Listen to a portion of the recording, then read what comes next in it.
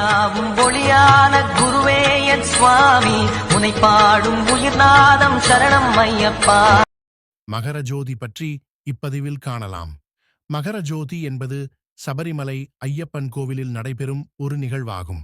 பொதுவாக ஜனவரி 14 அல்லது 15ஆம் தேதியில் காணப்படும் தெய்வீக ஜோதி அல்லது விண்ணியல் நிகழ்வு ஆகும். இந்நிகழ்வை காண ஆண்டுதோறும் கோடிக்கணக்கான பக்தர்கள் கூடுகின்றனர். சபரிமலை ஐயப்பன் கோவில் கேரளாவின் மேற்கு தொடர்ச்சி மலைகளில் உள்ள பெரியார் புலிகள் காப்பகத்தில் அமைந்துள்ளது. மகர ஜோதி என்பது சூரியன் மகர ராசிக்கு மாறும்பொழுது நடக்கும் நிகழ்வு என கருதப்படுகிறது. இது மகர விளக்கு திருவிழாவுடன் ஒன்றாக நடைபெறும் பக்தர்களின் ஆராதனையுடன் கொண்டாடப்படுகிறது. மகர விளக்கு திருவிழா டிசம்பர் 15 அன்று தொடங்கி மகர சங்கராந்திக்கு பின்னர் நிறைவடைகிறது.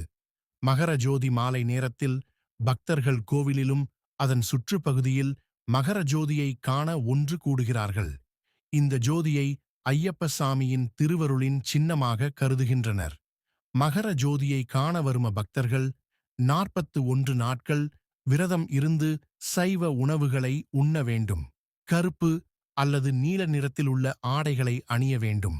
வனப்பகுதி மலைகளை கடந்து சபரிமலை ஐயப்பன் மற்றும் மகர ஜோதியை பார்த்து முடித்தவுடன் இந்த விரதம் முடிவடைகிறது.